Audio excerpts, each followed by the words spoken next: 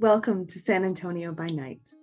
This is a campaign for Vampire the Masquerade 5th edition, although it does have some changes from the original lore and story. Frankly, it's my city, and I designed it. And the design of this city started well before 5e came out. So there are parts of this story that may not fit in, but we really do hope that you enjoy it. I am Rose, and I will be your storyteller for this campaign. I want to start off by saying that I have had, and the players have had, an extensive amount of conversations about what we are and are not comfortable to do. And we strongly encourage anyone playing any type of role-playing game to have safety conversations with their players. In tonight's episode, we would like you to know that we are offering trigger warnings for the following things.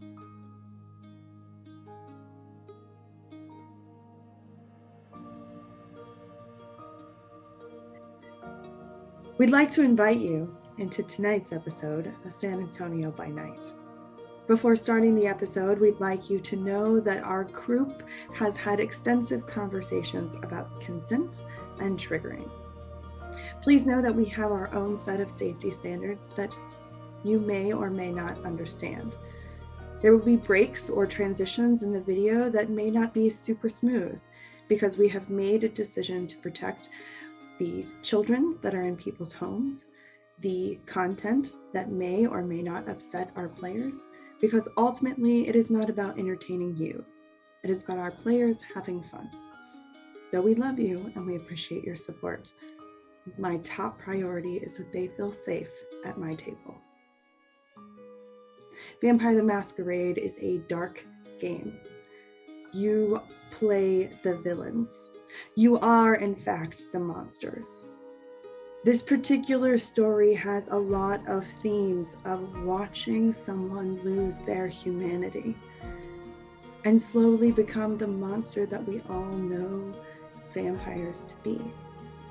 This story in particular starts with human people experiencing the beast within them and the powers that they now possess for the first time. Vampire is a story of politics, prestige, intrigue, and challenge. Challenge to one's own self and to society. But most of all, it's really about watching the person who's experiencing these changes walk through some of the darkest parts of their soul. And so it is for that reason that I will hold my players' safety above all other things. Hello, and welcome to San Antonio by Night. I am Rose. My TikTok handle is RPG Mom, and we are entering into episode 2. So I would like to introduce you to have our cast introduce you to themselves. Arielle? Sure. I am Arielle, also occasionally known as Rose as well. But for this sake, it might be confusing. On TikTok and most social media, I am Rose of Stone, hence the Rose. And I'll be playing Genevieve Wilson. Summer? Well, hi, I am Summer. I go by Saltiest Unicorn and on most of my social medias, and I will be playing Isabella Velasquez. Excellent. So tonight we will be focusing on these two and their individual stories. Prior to the beginning of the campaign, we decided to do individual stories as they all woke up, but the entire crew wanted to watch that happen. And so those reacting to the story tonight, who we could make an entire reel of their reactions. Del? Hi, I'm Mootley, otherwise known as Del. I'm the world's biggest fan, and I rock around in the background cheering and getting really excited for RPG. I do play a character in the campaign called your world's favourite lesbian disaster, Amelia Starr, who's currently, as of the end of episode 1, in a cell in the bottom of a club that she used to be a singer at, and she's in a bit of trouble. Excellent. Pearl? Hi, I'm Pearl, otherwise known as Linen and Spice on TikTok. I am playing Claudia Braithwaite in this campaign, but tonight I'll just be on the reaction reel. Also, your teeth are stellar. I'm a big Thanks. fan. Your teeth Love have it. been playing in nice. Thanks. Yeah. So prior to the beginning, we rolled to see who would be waking up first, and it is going to be Genevieve. So, dear ones, tell me what you were up to on that regular Wednesday that you had no idea was the last day of your life. So Genevieve would have been at work for a normal 9-to-5 type job. She works as a copywriter, and then would have gone home for like a quick bite to eat, probably with a friend, before heading off to an artist class that she models for. After which she would go either get drinks with some of the artists or just go home and do some of her own writing before hitting the hay and going to bed. Excellent. All right. Summer? So Isabella, or Izzy for short, if we choose to go there. Izzy would have been inspecting, working with one of the restaurants that she has acquired. She just also acquired a brand new hotel and bar that is all steampunk themed, and would have finished her night going in, making sure things are set up, talking with the crew, getting things ready, and then just the euphoria of, oh my God, this thing is gorgeous with all the gears and everything. Decided to just go out and start dancing, the occasional karaoke night, and having fun on the town. Excellent. All right. Well, as previously described, this particular evening in San Antonio, as you start to wake up, although you cannot see the outside at the current moment, is a foggy Sunday evening. You wake up on Sunday, September 5th.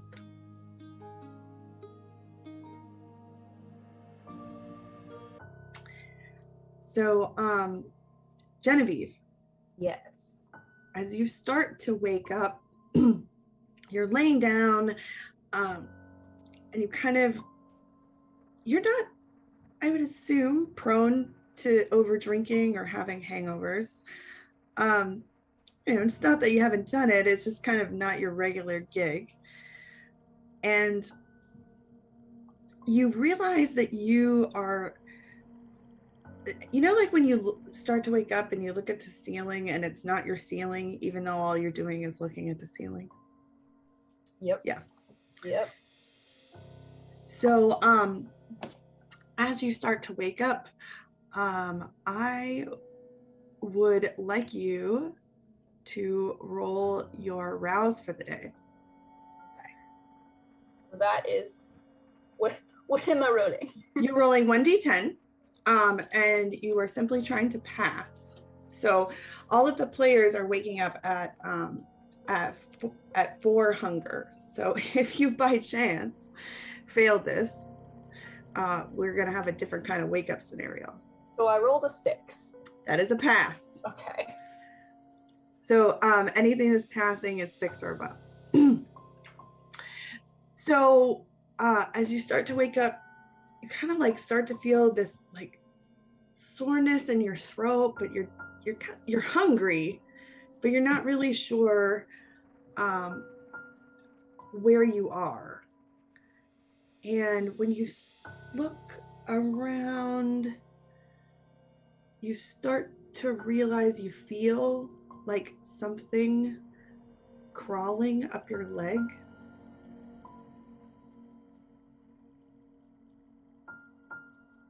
Not a fan of that. I'm going to move as little as possible to avoid upsetting what worst case scenario is some kind of very venomous snake. It is Texas. or also venomous scorpion, or also venomous spider of some variety. Can tell you, as someone who lived in the hill country, there were multiple times I found a scorpion in my bed, so this is valid. So as you start to like sit up, you realize that there are a lot of cockroaches in this Oh room. no. No, no, no, no, no, no, no, no, no, no. No, no.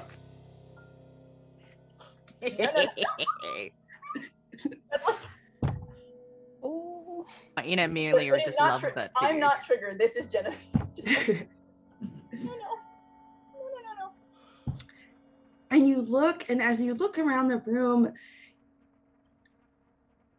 I don't suppose you've ever been in a rundown drug house as a human. We're going to assume that's not true. But as you start to look around, you realize that you are in a kind of mattress that's slapped onto the floor, that does not have any like sheets or anything like that. It's stained with all kinds of colors that are maybe bodily fluids. And there is, like a rusted like box as an end table. And it's got, this is a vile place that you are in.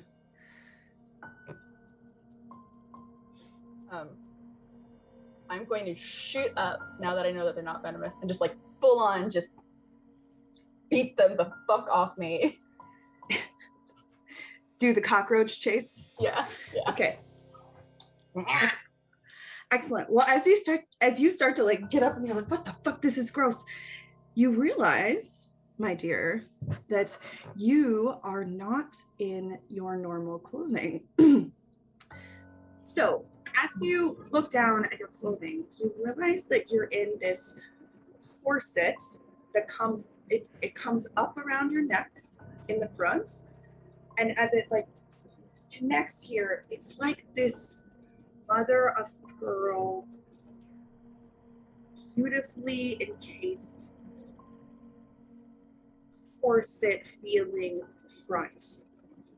But it has these bits on the shoulder and down the side, and all the way down to your waist that are metal, like silver metal, and have scrolling in it. It's kind of a white pearl color, but it has that like purpley pearl tint in it. It has beautiful like under lacing that is that same like silver that's enscrolled, and something about it reminds you of the handgun that your uncle gave you for your 16th birthday. I was gonna say, I love it. Like, I'm like Amelia. I love what I'm wearing. Like, oh yes, all right. Well, great fashion choices. And I have a question, actually. Sure. Can I tell that my teeth feel different? I don't know that you're aware enough of that yet. Okay. But you do realize when you like hop up, you realize that you like pulled against something that was attached, or that is like dragging behind you, that seemed to have been sitting on that table. And it is attached in your arm, and for some reason you have an IV in your arm. Well, that explains the missing time, because I've definitely been drugged, and I am going to very carefully remove it from my vein. Sure. At the end of the tubing, there appears to be a bag in it, and it has a red liquid that you immediately know to be blood. And it's at that point that your throat really starts to like churn, and you and if you kind of straighten yourself, you could tell maybe that there's something a little different about your teeth, but you're not, you're kind of like just everything is off. Like there's something in my mouth, and you've not gotten rid of the cockroach problem.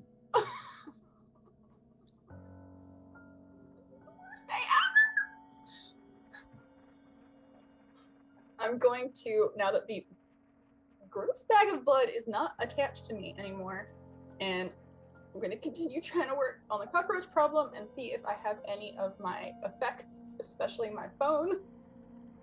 Sure, yeah.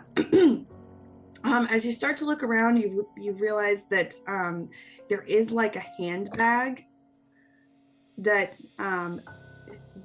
that is in the room that looks like yours. And right about that time, you hear the door creak open. I'm rushing for my bag because Sure. I- Or a bag. It's not a your bag. handbag. I'm rushing for the bag and hoping that it's my stuff. So as the door creeps open, in comes walking into you the most strung out motherfucker you have ever seen in your life.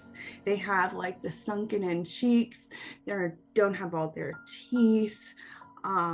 There's you know, they look pale and very, very ill. And they have this look on their face like they are the most stoned human being that you have ever seen in your life. And he has like, you know, just like a ratty t-shirt, torn jeans, you know, just strung that hell out. But he has an extraordinary crystal glass of wine in his hand, or what you think is wine, and a note. The note is in beautiful, like kind of the same color as your, that like pearly color. The envelope that the note is in is still in that color, is that same color. And as he walks up to you, he says, I was told to give this to you. I will take the note and let him keep holding the glass. This'll help. I don't trust shit right now. And as you look at it, it's definitely blood. It's so gross. And I need you to roll a hunger roll. Great. So that's So for these wake up scenarios, we're doing the hunger rolls a little differently, but than the traditional rules. But what the ladies did before was roll their humanity and their willpower. okay. So I have 8 as talked about on the humanity. Mm-hmm. Willpower, I have 6. So that's 14. All right. Yes. I think I have enough for this. Does it matter which are hunger dice and which are not hunger dice for this roll? No, we're not doing the traditional hunger roll on this. Okay. So Just making sure. roll Storyteller and tell me what you got. Yeah. Storyteller, I love you. I just love this. For Genevieve, I love you so much that Amelia got the wake up that Genevieve desperately wanted and hated it. But Amelia would have been fine with this. It would have just been another day. Oh, well, what happened? Let's move on. I adore this. Thank you. I personally just thank you. All right, let's do. It's almost like maybe you should, that there's some connection between the two. I don't know. Need a little space so I can roll these 14 dice. Parent swap. Man. The worst parent swap The in the worst world. parent swap in the world. Ooh, a 1, a 2, a 9, and a 10. Okay. 5.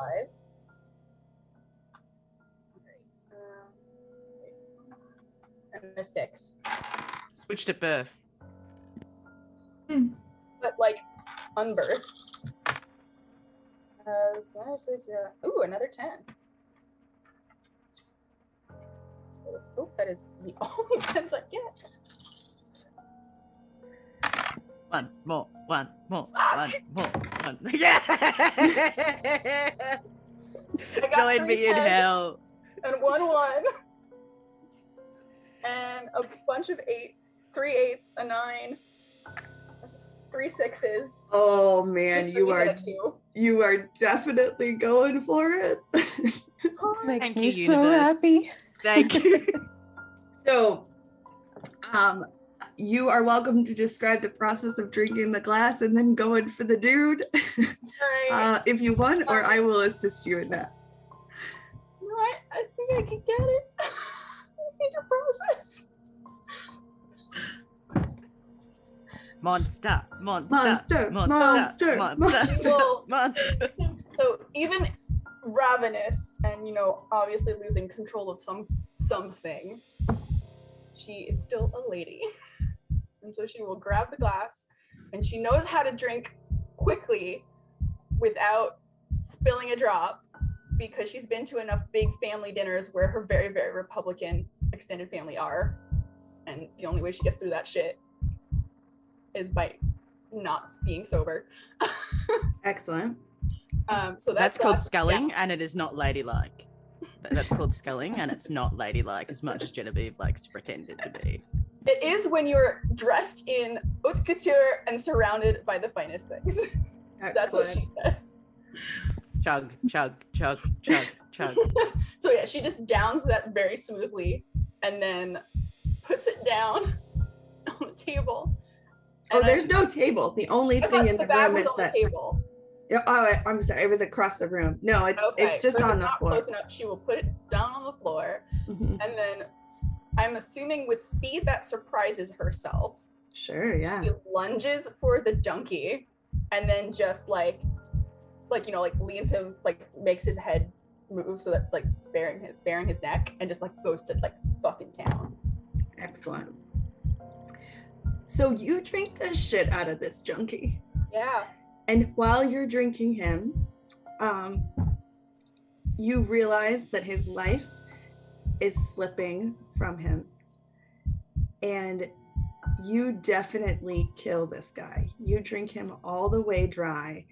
And almost like you're so trying to fill this like need within you that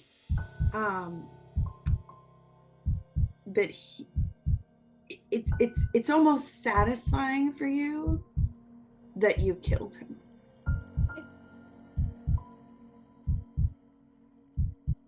It's probably like, I feel like it feels like the rush of when she's hunting with her family. Yeah. Of getting like that clean kill.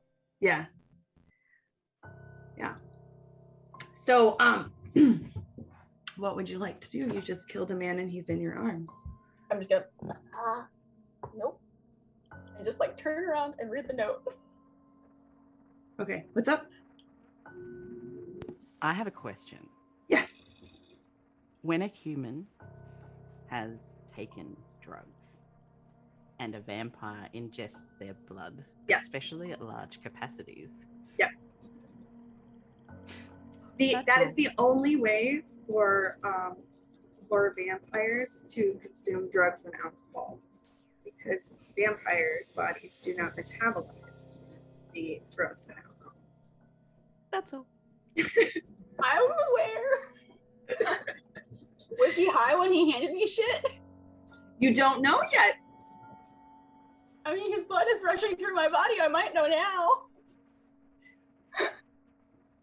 He actually was not intoxicated as far as you could tell, but that would have been the best explanation that you would have had for how dazed he was. Yeah. In the environment that you were in. So as you do, just discard the body on the floor? Yeah, or? no, she just drops him and like steps back with the note in her hand and turns around to read it so that she's not looking at his corpse. Sure. Your name is elegantly scrolled across the top of the envelope. And as you slide the envelope open, there is a note inside that simply says, I forgot to read the very words. Ah, yes. If found, return to Juan. I'm going for the bag of stuff. Like, I don't recognize the name. I will hang on to the note, but there's a bag and I'm hoping my stuff is in it. Yeah.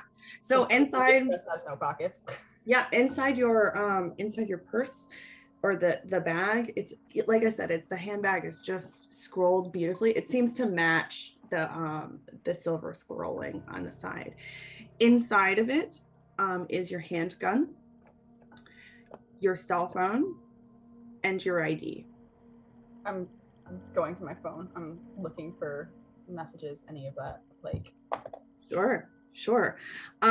There is a whole slew of messages from your family.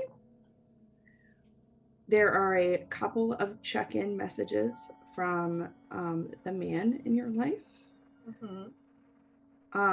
That are one words or those kind of things that are kind of written in a code of I'm checking in on you. Yeah. And then there you have a whole like bunch of voicemails. Would you like to check the voicemails?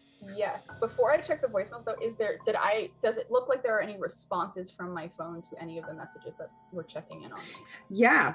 So anyone that expresses any amount of concern for where you are, nobody knows where you've been, what the hell's going on, those kind of things have 1 or 2 word responses.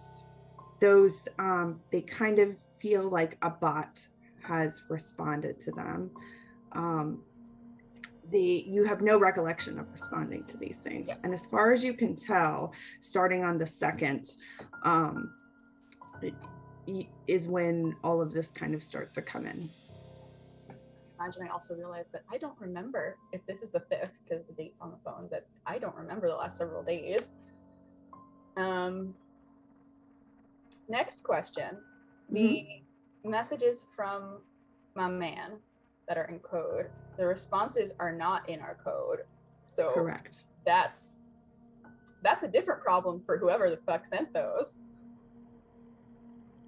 Because that would tip him off real fast. Yep. I'm gonna play the messages then. All right. Hello, you've reached Genevieve Wilson. Please leave a message at the tone. Thank you. All right, look. I don't know who's listening to this, but on the off chance that you just happen to be the unluckiest asshole on this green earth who thinks you just picked up a pretty little piece of ass to use for whatever you had in mind, I need to disabuse you of that notion. There are right now no fewer than 25 hard-ass punks who would like nothing better than to be the one to go back to their boss with his little girl and the corpse of the idiot that touched her. You understand? So if that's you and you're right now pissing your drawers, you are going to call me at this number and we will come up with some way for you to get her home and maybe keep your skin in the process. Do we understand? Now, and Jenny, if you're hearing this, you need to call someone. This is bad. Your brothers are on the warpath. It isn't like you to just... Unless... Monty, is this you? If this is you, I need you to call me now. This was not the arrangement. All right, Jenny, you'll be safe. We're looking for you. We're coming for you. And if you get this, give me a call. It's your Uncle Chris. Bye. Who the fuck is Monty? What a range. All right, well, that's a different problem for a different day when I'm not in this hellhole. And she's gonna dial her Uncle Chris, like, right quick. So as you start to try and dial out your phone, you know, like when you occasionally get that burr, burr, burr, the message, but it's like, it's really jarring on a cell phone. Because you're used to that happening on a landline. Yeah. You get that first tone, burr, burr, burr. If found, please return to Juan. And it ends.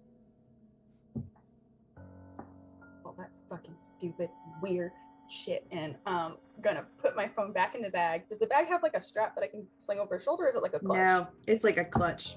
All right, fine. Picking up the clutch. What is my shoe situation? Surprisingly, you're in like, they're not stilettos, right? They're like heels, but they feel more like a combination, like they're like gladiator style heels, but with like a real heel, like a square chunky heel.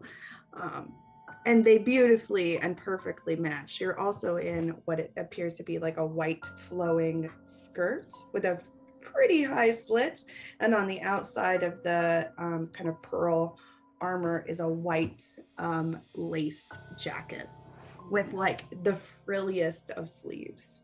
Yep. Love the fashion sense, hate everything else. And I'm gonna walk out the front door carefully. So you walk into the rest of the house. Yes. Okay. There are lots of people here. Very nice. Goodbye. Lots of very strung out people here. Cool. Very nice. Goodbye. Okay. As you walk out into the street, you know, it's this kind of dark evening. The fog is rolling in. 1 or 2 street lights seem to be out, and we are going to switch over. One quick question before keep aside. Did my hunger drop down by 1? Yes. Okay. No, you killed that guy, so your hunger die is at 1 now. Oh, it's all the way down to 1. Yes. Okay. Yeah. So just in general, for everybody's sake, as Salty's like, I'm ready. Humanity. Yeah. Oh, yes. Thank you. You also lose a humanity point. Fantastic.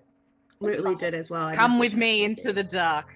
I started a little ahead because I asked, and RPG Mom said I could start at 8 because I'm so new. Now I'm just at the same level everybody else was. No, everybody started at 8. They did start at 8. Good. Yeah. I wasn't sure if my question applied to everybody or not. Yeah, no, everybody started at 8, which is uncommon for a normal game, but you all are actually starting as humans. So, I mean, truthfully, Claudia probably could have been at a 10 or a 9 on personality. Baby angel. It's not even a number, it's just cinnamon roll. Yeah. That's all it is. Covered in sugar. Claudia's humanity is marshmallow. Yes, she is. Chubby bunny. Yes, so you lose a humanity point, but your hunger goes all the way down. Okay. To 1 die. And then after we get through these beginning sessions, then we will start to roll hunger die the traditional way. All right. Sorry. No, yeah. Isabella.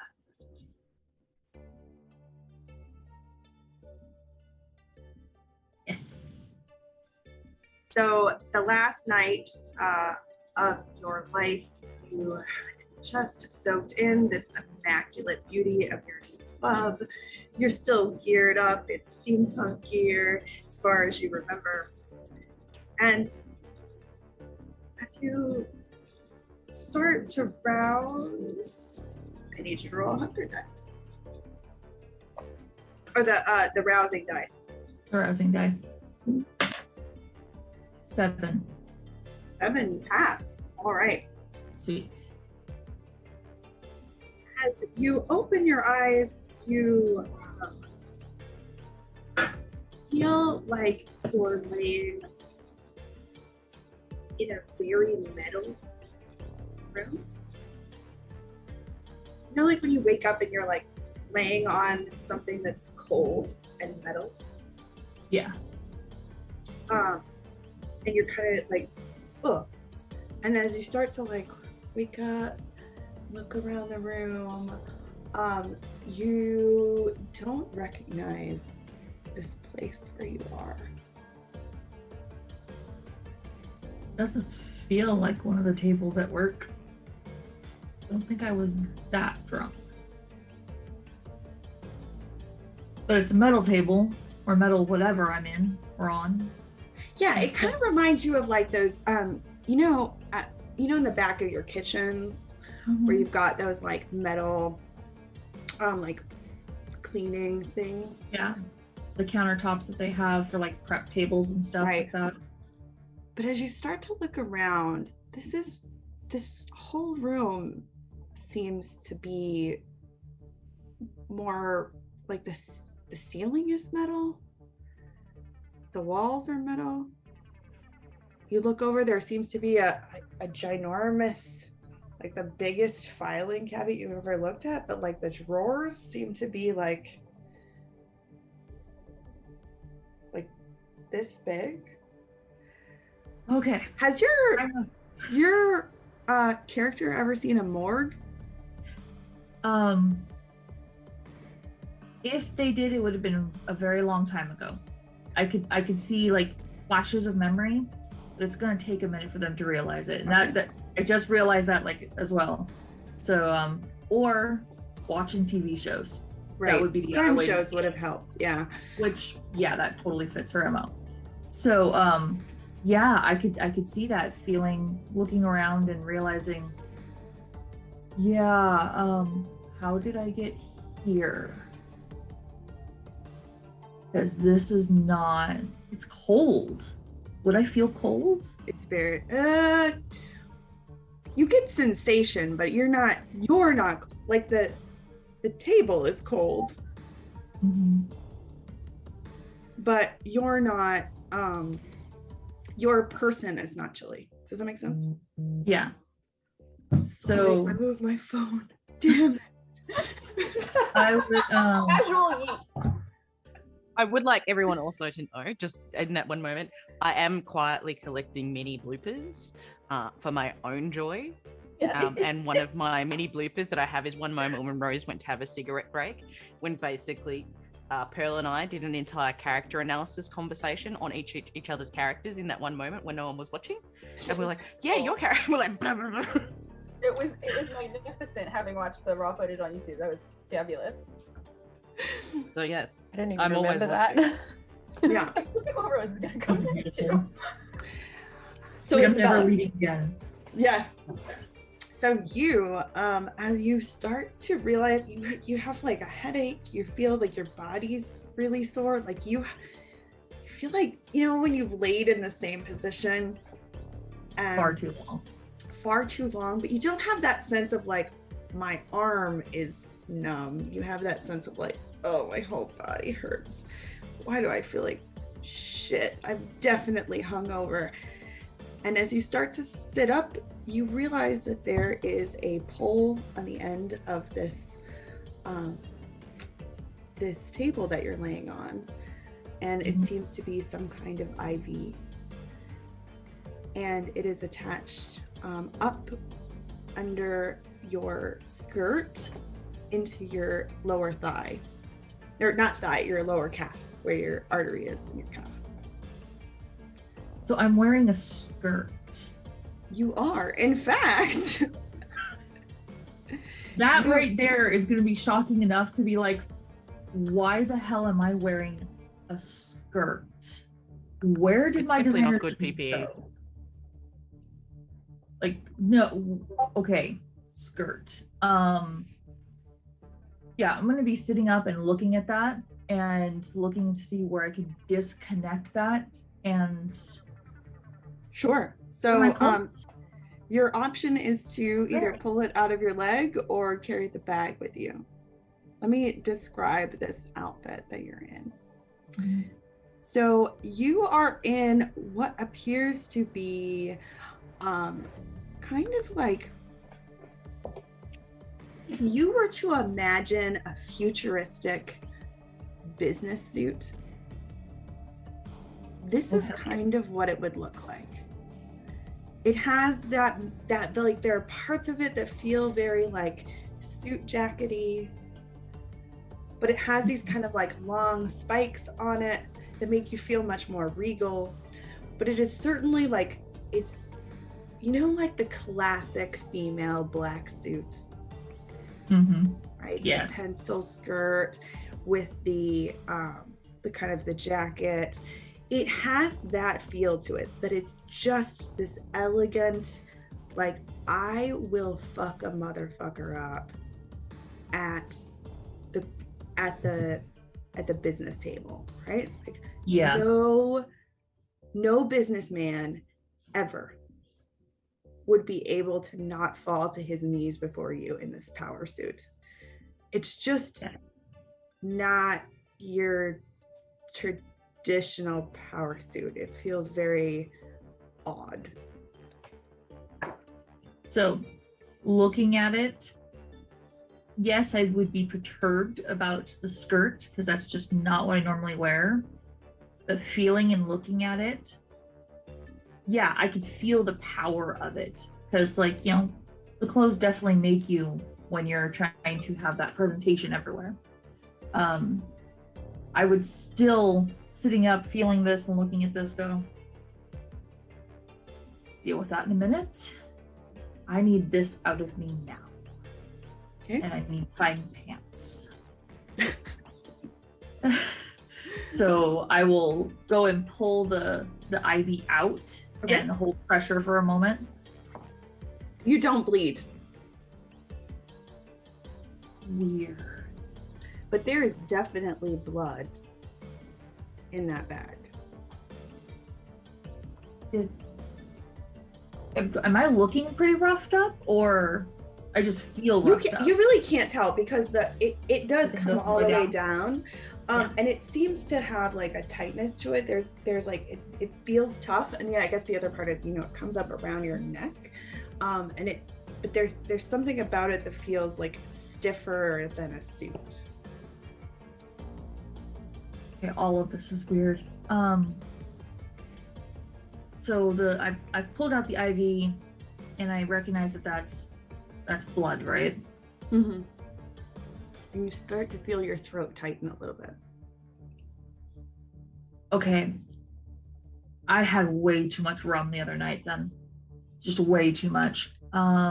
Especially if I'm getting hungry looking at that. So I'm gonna go look for a door. Sure. I want to get out of this room because it is cold and it's unnerving. And what part of town am I even in? Because there's multiple morgues in most towns. Right. Do you want to look at the room at all or anything else? You're just like fucking door. Yeah, I mean, I would. The only glance I would probably look around the room is if I saw any of my stuff or anything that could be holding my stuff, or if any of those doors look kind of like they were open. Any of the like morgue doors? Morgue doors. Yeah. Because that would kind of make me a little paranoid. Be like, is there anything else in there? So, as you like sit up from the table, you do realize that one of the lower ones is open, and it appears to be empty, like almost as if you might have come from that one. Is any of my clothing in there, or is it like full empty? Sure, you're gonna go over to it? Yeah, I'm gonna go look at it because there's nobody else holding my attention in this room. There is a label inside there that does have your initials on it. Oh, just a label. Mm-hmm. Like a medical label, but it just has your initials. It doesn't have like your name or anything like that. It just has your initials. For a second, I thought you said was thinking clothing initial or label, and I was like, who tore my clothing up? I'm pissed. So I'll probably. But no, you don't notice that. And then I would say, like in the room in general, there's like a desk off to the side. It appears to be like a couple of lockers there, and then it's like a sixer. I know way too much about morgues. It's like a sixer. There's 6 of them. Okay. And as you are looking down into the thing, you hear an outer door open and shut and shuffling, like older feet shuffle down the hallway towards you. Okay. So I'm gonna make sure my back is to a wall. I'm looking for where the door is. And kind of keep scanning like the desk and things, but kind of paying attention to the door. Sure. Because maybe there's something else that has my name on it there. Okay. So you're going like towards the desk, but like scooting with your back to the wall. Mhm. Okay. So as you walk through, there's not traditionally windows on a door into a morgue. But it's also like a metal door. And as the door opens, a man shuffles in. He's an older gentleman. He is dressed impeccably and looks just like almost like a butler. Okay. Like a butler type guy. And he has a tray. Like a butler tray. Yeah. With a little note card on it. Like a dinner card. Yeah, like a dinner. It's like like a label, like a placing label. Like a place label. Yeah. It's got a place label on it and this impeccably beautiful scrolled all the way around crystal glass, and it seems to have red. Is that red wine? No. Yeah, I definitely blood. So tell me about your childhood favorite smell. It would have been back when I had my original family, the gatherings when grandma would come over and cook the beans and rice. And there'd be that pork roast that would be in the oven that had been marinating for days with garlic in it, and all of that would be cooking, and the entire house would just smell like comfort and love. And that would be that moment. Excellent. So as he's far away, but you somehow feel like you can smell this glass across the room. Okay. It gives you that same feeling that you're describing, right? You smell it, but you're just there's a part of you that's hungry. There's a part of you that sees it and thinks to yourself, oh, I'm pretty sure I think I know what's in that glass. And then when you have that thought, I know what's in that glass, on a hot Texas day, when you've been sitting out under the banister with all of your family, and you get the best iced margarita, and like that chill of refreshment comes over you, that is the desire you have for this glass. Yeah. And as he gets closer and closer to you, he says, "Madam, I was told this would help." But he seems like not fully there. I think I would have cooking as much as I do and whatnot, having that kind of memory, it would be very hard to resist. All right, roll it. Want to satiate that. So unless you just want to go for it, that's up to you. I'll roll it. Let's just see what it says. Let's let the dice determine that. And it's humanity willpower. Yes. I also have 14 because of fortitude. So we're just paralleling the session one in a very, very different way. Even just starting from our initial rolls. Oh my goodness. Okay, so that's 110.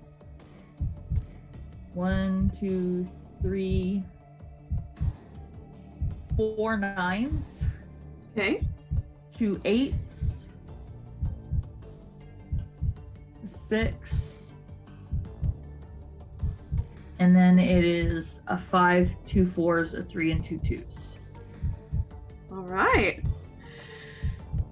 So you are aware enough to know that this is definitely blood. You succeed in your ability to not drink the glass if you don't want to. I wouldn't have had an aversion to it. Drink the glass. Yeah, I'm drinking the glass. Okay.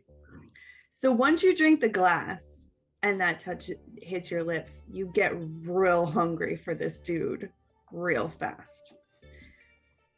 Now you rolled well enough that you like similarly to Claudia, you are gonna go for him.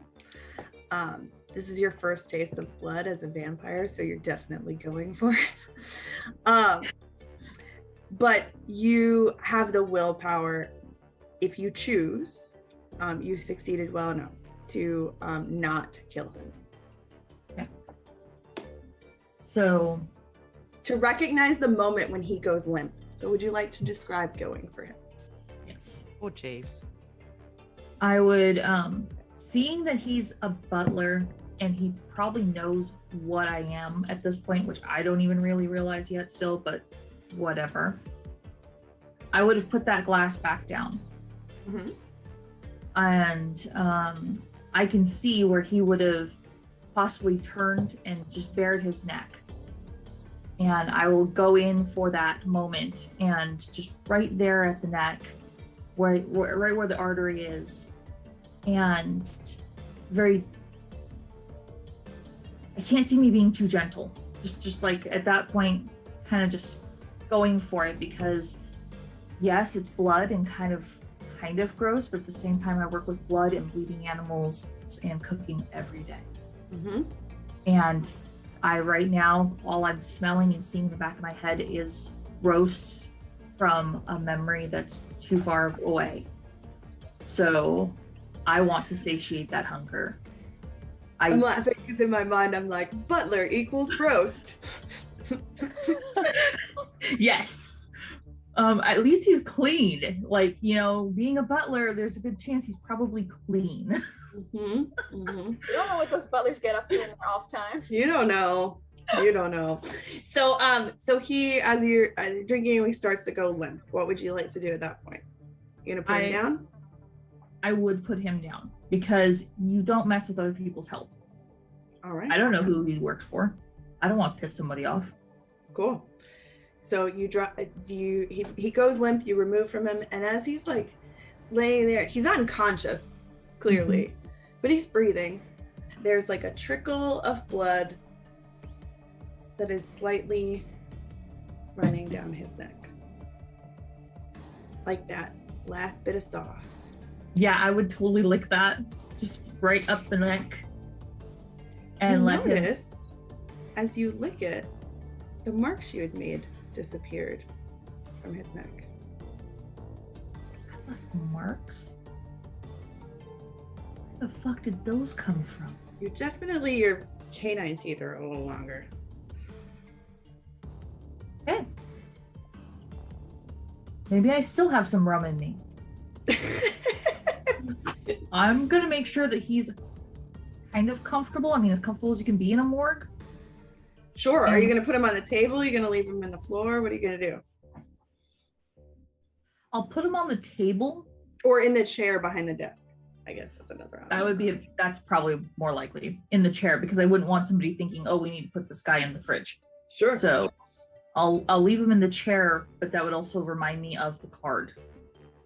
And I would want to be looking at the card. So in the card, it says, if it has your name written on the front, and then it says, if found, please return to Dolores. Dolores. That's a very old-fashioned name. I don't know Dolores, but I love her already. I will tuck that in somewhere. Dolores can step on me. I haven't even met her yet. I will take that card and tuck it wherever I can. You can't tuck it in. You're like, what the? there's nowhere to tuck College this. business suit. Futuristic business suit. But as you like feel it, you're like, what the fuck? This is like hard. It's like, it feels almost like armor. Like there's something like strange about it. Like, you know, like when you walk up to a jacket, it's definitely a real pocket and you try to like, and then it's not a real pocket. It's just shut. Yeah. That feeling, and you're like, what? Why would you put a fake zipper on this, you bastards? Okay. Yes. That's how you feel. That Like all too well. right, women know this feeling. What you're like, what? This is like, this Get, isn't like, what one this knuckle should. in, and you can't even like a quarter. I mean, because it comes all the way up to your neck and it's full long sleeves, and then, so I mean, you got a couple options. I guess you could reach up your own skirt, try to tuck it up in there, or try to see if you can find something to carry your stuff. Oh, wrist. See, Right you're there, much right classier a human than I am. I would have been like, well. And, Yeah, I was That's where my looking at grandfather that. used to keep his handkerchiefs. Yeah. right there. Excellent. Would you like to look around anymore? Oh, so you put him in the desk or at the desk, right? At the desk. In the desk. In the desk. On the back side Roll now. top. And that's why, Roll top ladies and down. gentlemen, grammar matters. Yes. So when you put him behind the desk, you realize that there's in the computer, just like glancing naturally because you're a business person, you glance and realize that there's an active live video feed coming from this room Hey, and well, and being shown on, like you can see yourself in this video feed. is there any chance I could possibly try and track where that's coming from or where the feed is going? Absolutely, love. Would you please roll your intelligence and your, sure, what did we put that under for you? Well, I have technology surveillance systems. That's the one. Roll your technology with your surveillance Wow. You got to keep your business going somehow, right? Mhm. Amelia's pretty and can sing. Yeah. Oh, and she can shoot a gun. That's about it. system. There's two of us who can shoot a gun. That's it. And then, of course, it is the people from the same exact background, one of whom embraced it and one of whom didn't. Okay, so I had a 10, an 8, and a 7. Now, are there rerolls or no? I No, can't remember. you don't have to, you pass. I'm sorry. It's Okay. straightforward. I meant to give you your, you needed like with your understanding, you just needed to not destroy that. So you not logging in, you can just even look, you're like, oh, there's the camera. Mhm. I know how these are similarly wired. It definitely goes out of the room and seems to, you could probably figure out based on where the cameras would be in the hallway, where it leads to. Yeah, that would be more of my interest at Okay. this point. Last check, is any of my stuff in this room?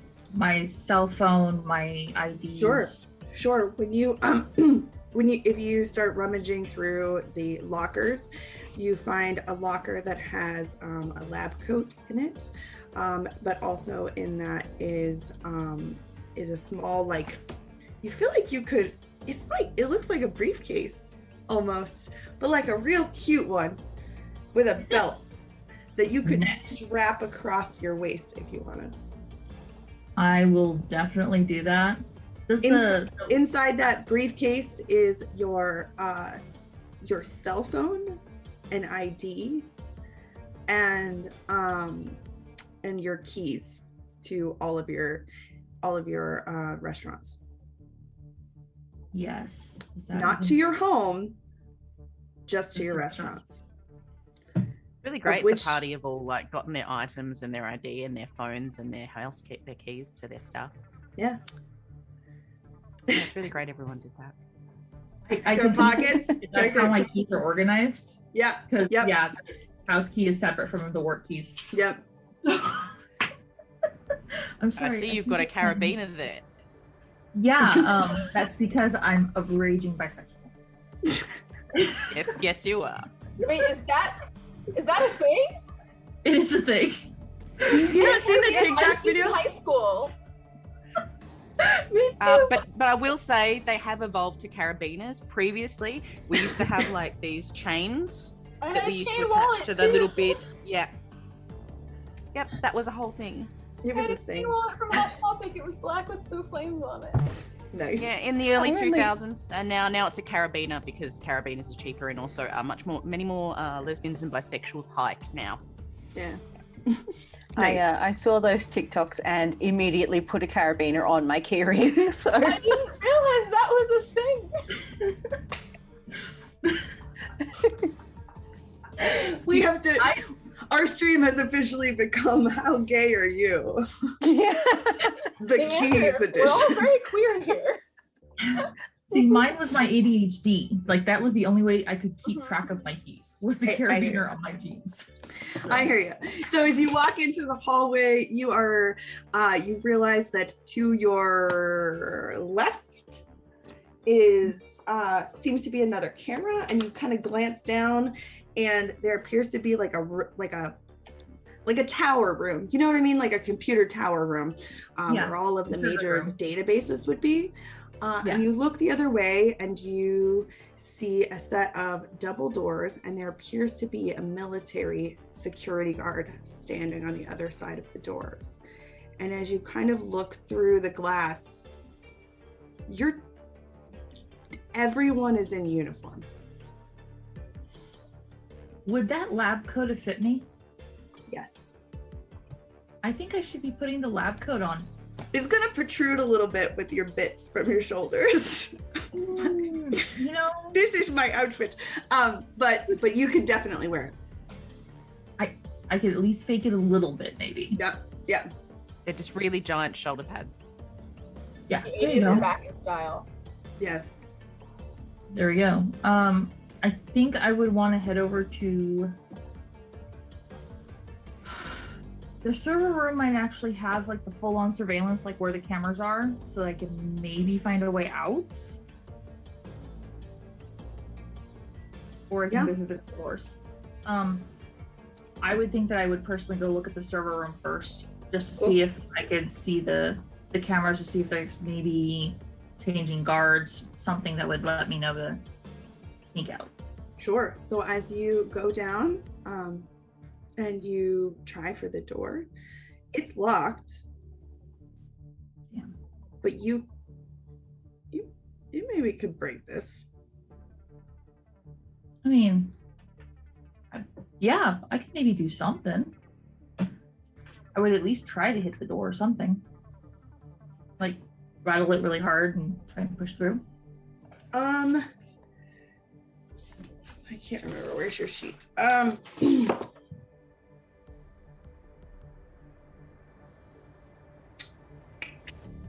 Roll me your strength.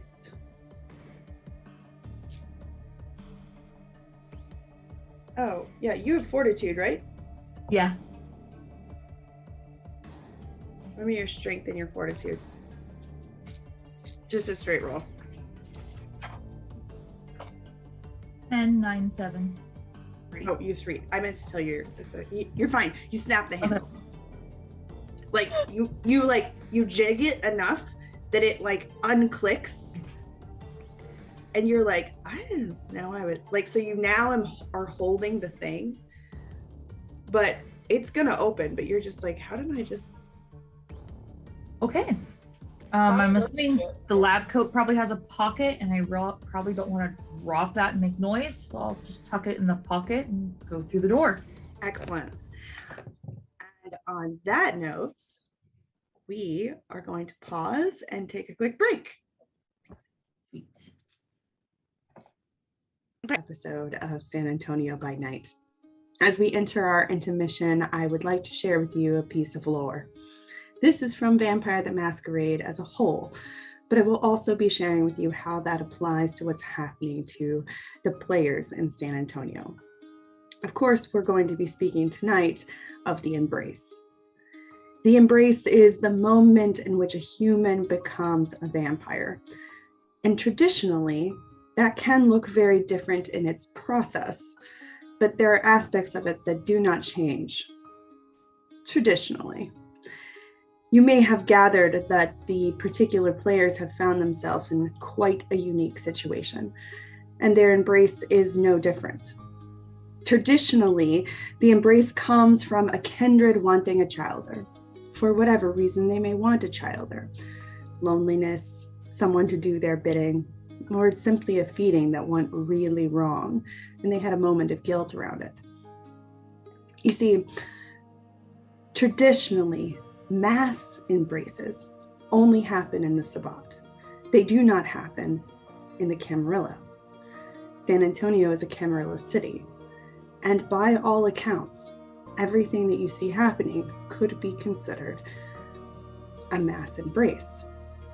5 unknown vampires, but almost always we know who the sire is. It starts with the sire making a decision to make a childer, at least in the Camarilla.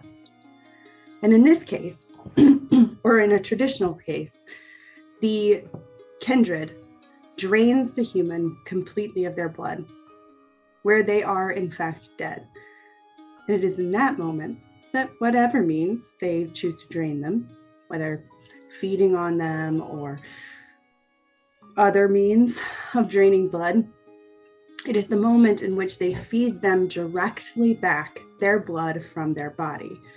In Vampire the Masquerade, we call the magic within the blood the vitae.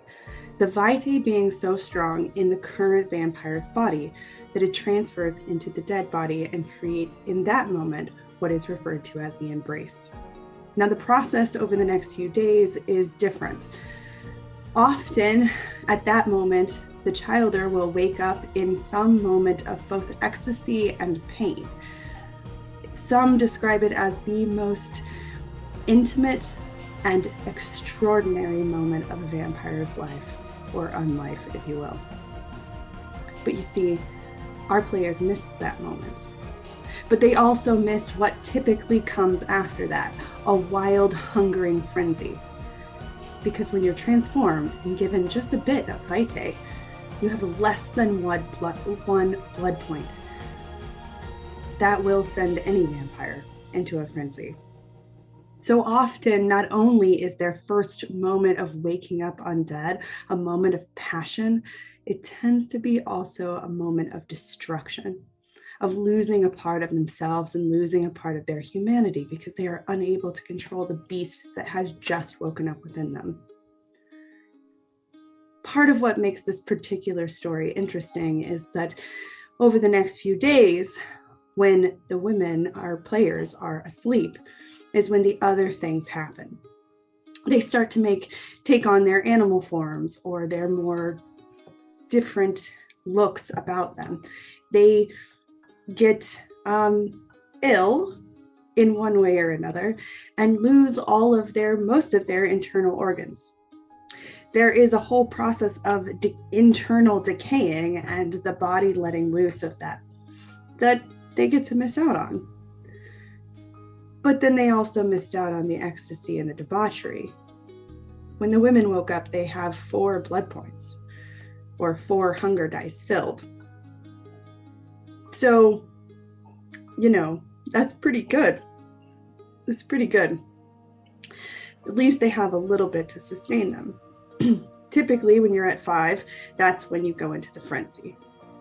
So anyways, the other part of this that makes it interesting is it's believed that a vampire has to give directly their blood. It can't be transferred through a vial or through another process. And so what happened? What happened that would create different clans, different generations? Was it a series of vampires acting all at once?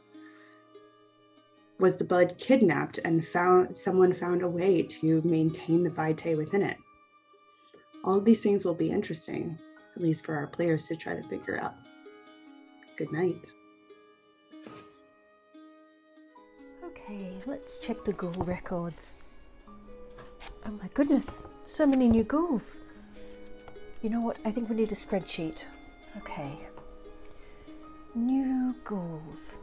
A to D. Arshona, AZ Platypus, Beatrix W. Dix, BB Mine, Bianx 92, Cape Slayer 396, Coddlesworth, Dam's Nation, Draken Pyrathian, Dungeon Mistress Paula, E to J, El Chialde, Endless Waters Productions, Engine Seer 01, Erica 9 Richardson, Better Walk With Me, Heartless Rain, Hugh Savage, Hugaholic, Improv GM, J to K, Django 25768, Jedi Droid 081, Jareth Hyde, Jim Has Fun, Kiki Kitten, Kaz K Forever, Kinji Orok, Nightsboard, and Colours Appster. L to O, Lisa Makes Stuff, Llama Pay, Marave the GM, Megalred, Mina Marie 31, Mishikent, Miggy the Marvel, Michael ALV, Oh No Kenzilla, P to S, Panchi Artista, Pastor Dan 247, R. Jeremy Howard, Rodinetto, Say Bear 1, Sarah Doobie-Doo, She Hath No Name, T to Z, Tabitha the Elder, That's Barnaby, The Plot Doctor, The Quietest Little Bucket, Trish Stuff, Verum Lumen, Vibrant 621, Vic Neat, Yusuke 3036, Zolexa 1369. Thank you, every single one of you, for following along with our story.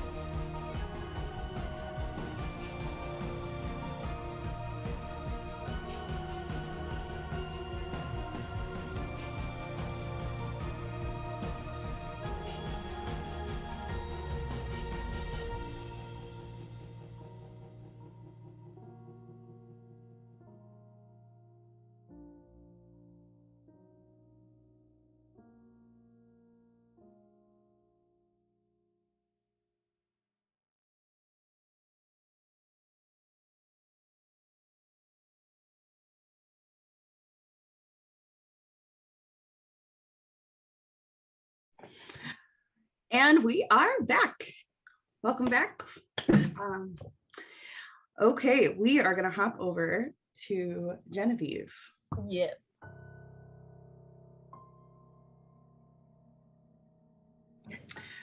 Genevieve, my darling, you have just landed on the street of what is only in your mind having woken up in a horror movie.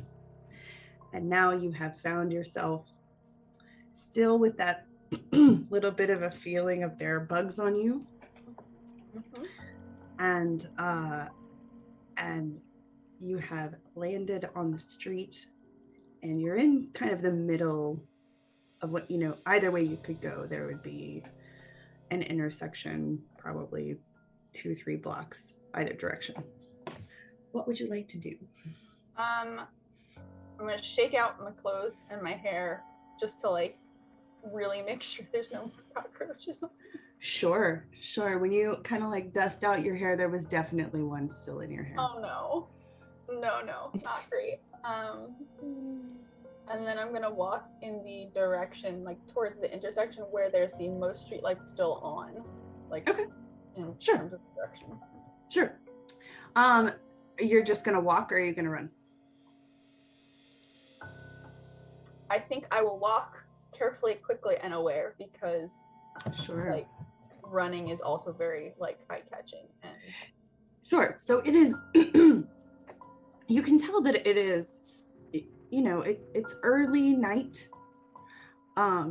There seems to be people that come home for the day. There's, there's definitely like occasional people in the homes. But again, it's not the greatest neighborhood. So you definitely don't feel like just strolling up to a house would be necessarily the best idea in this particular neighborhood. You have like enough streetwise, and I would say with your relationship with your significant that you're kind of like not a great plan. So as you get to the street corner, you're not, none of this looks familiar to you. So is this street corner kind of more of the same, where it's like another? It's like a T. Yeah. You can either keep going, or it's. Can I pick out a sense of direction where I am, like where? Sure. Why don't you tell me what your goal is? Like, what are you looking for? What are you hoping to? Are you gonna try to find a ride, or are you just gonna figure out where you are? I'm gonna try and find either a better part of town or a more public location. Okay. Yeah. There seems to be kind of like a random like corner store several blocks down, if you were to keep going. And it seems to be more well lit, more like a major road over there. So you're gonna just run or walk? I feel like you want me to run. No, I'm sorry. Okay. I'm not trying to. No. I'm just like, no, she's gonna just keep at the same. In my mind, she's like just killed someone and covered in bugs, and her phone's not working. Like Rose in that scenario would be running. Fair. Genevieve is very much so on sort of like a damage control type situation, where she does not want to be attracting a ton of attention. She does not want to seem memorable, and she does not want to, based on background knowledge, general sort of like warnings you get when you're like from a well-off family in terms of like how to take care of yourself around sketchy people. Like, sure. She is protecting herself through just trying to keep her shit together. Okay. In terms of like not standing out, not being memorable. Sure. So not looking like she's afraid. When you get to the corner, there is like a little gas station, like a twofer tank, pump, tiny gas station. There is some kind of attendant, it would seem, standing outside smoking, who notices your particular out of location look. Yeah. You okay? She is going to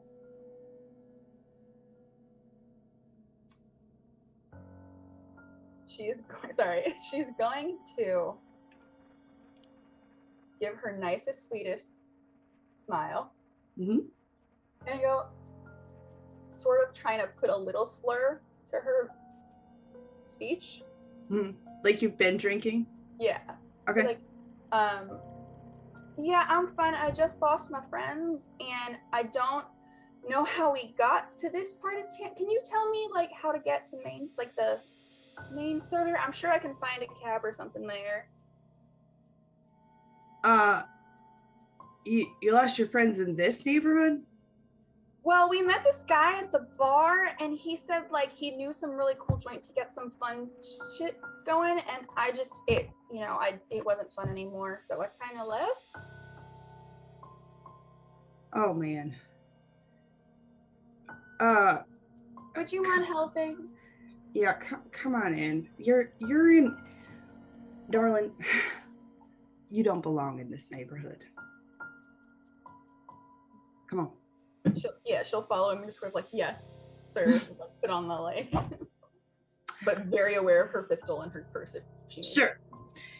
So he gives you kind of the general area that you're in. You are in the like southwest region of the city, like the pretty far southwest region. You're over by not necessarily directly in it, but you're over by one of the Air Force bases in that area. But like nothing about it is specific enough to you. You seem to be on the outside of the outer loop. So you are not as far as you know, like you're not technically within this, like you're pretty close to in the city limits, maybe. Yeah. You seem to be on the pretty outskirts part of the city, especially being like that far down between the middle and outer loop.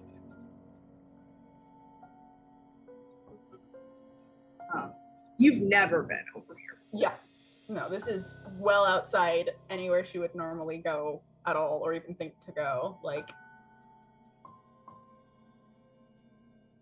at most, maybe she's heard of Alexander going here for drops or something, but like, that's it. Yeah. Can I help you in some way?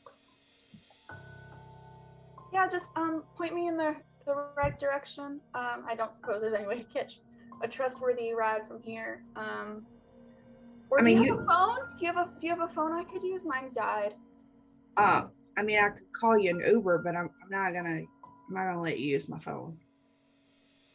Okay. I think she, unlike Amelia, who's sort of had some history before, she doesn't know how to access any of her disciplines probably. So, yeah. You can try. Okay. She basically, like, the way I think of it happening is kind of like she wants him to want to help her badly enough that she's trying to like really crank up the charm and kind of activates her awe aspect of presence. Okay, roll it. All right. Manipulation, I think. Yeah. Is awe. I mean, like, knowing Genevieve, like, I don't know, what do you think cranking up the charm would be enough of a flirtation that it would hit the like plus when she gets for seduction, or no? You could, yeah. You can roll it. Manipulation plus presence. Okay. So persuasion plus presence then, or I don't see. Oh, it should be manipulation specifically. Manipulation's up the top. It's under social. Manipulation's one of your core skills. Oh, there it is. Yes, thank you. So it'll always be like 90% of the time it is, or 99% of the time it's a social skill or an attribute, and so that first upper section, and then a skill. So you roll the two things together. You just put your two dot amounts. And So- I get the one for seduct, trying to like seduce him a little bit, or Yeah. So that is. You're like stunning, aren't you? Yes, I am also stunning. You get- I don't know what that does Yeah. here. So then you get get the another 2 seduction. dice. Yeah. Plus pretty. So Because I'm pretty and I get 1, but you're stunning and you get 2 extra dice. okay. That's why So it's a it's- merit. So it's stunning, which is 2 extra dice, plus Mhm. manipulation, which also I have 2 in, plus Mhm. the 1 for my awe. All right. Here's a hope. All right, that's in. Ooh, You need 2 to succeed. Well, I got a 7, an 8, a 9, and 2 10s. Okay, so all successes. So I want to say, like, don't be afraid of the 10s. They are actually like they're good for you normally. Yes. It's just the hungry type stuff where they get messy. The hunger ones where they get messy. Yeah, So- she is cranking that charm as hard as she can. All right, what would you say to the man? You seem so nice, and you've been so kind, and I know my uncle's worried about me because, like, right as my phone was dying, I heard him. He left a voicemail earlier, and I don't want to worry him too much. I just want to call my uncle, and I know he'll come and pick me up. I promise. Well, I'm not really the type to share my phone, but You can watch me dial it and everything. I won't walk away with it. I promise. all right. So he gives you his phone. Awesome. I dialed my uncle's number Your uncle's number? Okay. because he's the one who said call me. So, and she's like a little keyed into the fact that she doesn't know who Monty is or what fucking arrangement her uncle has with him, but I think she'd still want to talk to him first. All right. So when the phone rings, pretty shortly after he answers, it's Chris. Hi, Uncle Chris. It's Jenny. Jenny, what the fuck? I do not know what. Where has the fuck happened. are you? And I will like tell him exactly the corner and what location I'm at. And I got away from where I was because it was not great there. Are you hurt? I don't think so. I think I'm all right. All right, I'm sending one of the boys right now. You All just right, thank you. sit tight. I will. Yeah, I think they drugged me maybe, but Oh shit. Jenny, are you okay? I think I'm okay. All right. I'm gonna send one of your brothers. Sounds good. Okay. Hangs up the phone. And I hand the phone back to the clerk. Well, thanks. Yeah. So what do you do? Well, I work at, and I don't know any of the like actual businesses, so like some insert publishing house here Sure. as a copywriter, or like news agent here as a copywriter, and yeah, that's what I work at. All right. Do you like working here? Oh, yeah. It's not bad. Pays the bills. Well, that's good. It's important. So in that moment, you start to hear like a screeching car Oh, fun. come like rolling in Okay. to the street. And it doesn't look like a car your brother would normally drive, Yeah. but it's not unusual. I mean, if he was in a rush, you don't know where he was. Yeah. So could be him. Could be. I will smile and go, I think that might be my brother. It was lovely meeting you. And like give him Damn. like one of those like those like very genial sort of like touches on the forearm as I like make my way away. Thanks, sugar. And like sort of go still kind of cautious, but go to check out who's driving this car. Sure. So as you step outside, you see this just like flash kind of come next to you, and there's suddenly someone standing right next to you, and you can feel like pushing into your back a gun, but you can't make out the person's face. He says, "Time for you to get in, princess." Just so you know, wherever you take me, people will be looking for me, and you'll be in for a world of hurt. Hop in. She'll go. Yeah, I figured. So as you get in the car, there is 2 men sitting in the front of the car.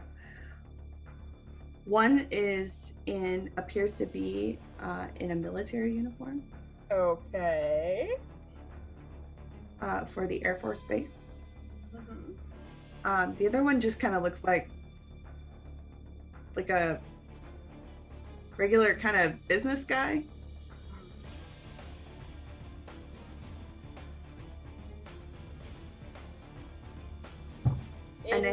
And the one that pushes you in, you sit down, and the guy that pushes you in the car has, you know, he's not the most Texan thing you've ever seen, right? But he's like fairly Texan, right? This man's got like the light plaid shirt, the pearl buttons, the nice belt buckle. Seems like a regular old, just nice gentleman.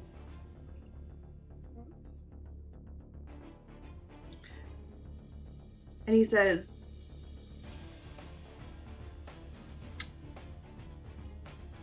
"Care to explain what's going on down at this house that you just left?" I have no fucking clue. I just woke up there, and shit happened, and so I left. You killed someone. Did I? The voice of privilege, ladies and gentlemen. Mm-hmm. Like, from her perspective, that whole thing happened so fast, it was a little bit of a fugue state, like... So, like, it's that, like, out-of-body experience of she knows she did it, but also, like... Do you understand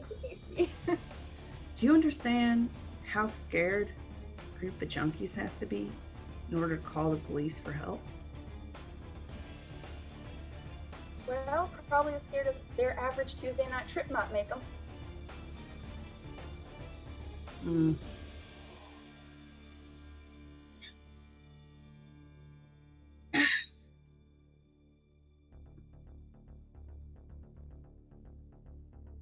Any idea how you ended up in that location?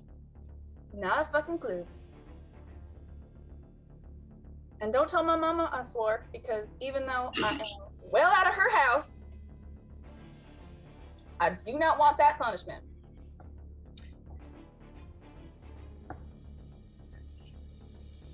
All right, I'm just gonna ask. You gonna answer my questions or not? I am answering your questions.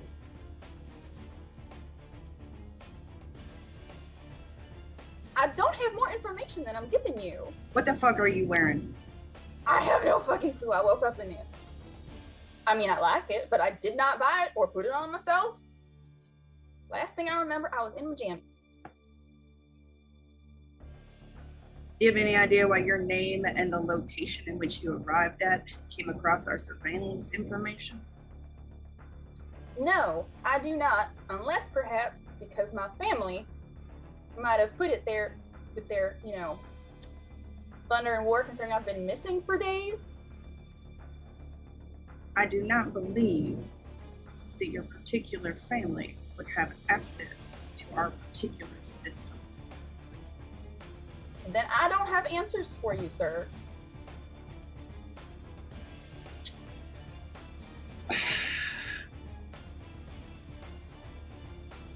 He leans over to the front seat to the guy in the military uniform.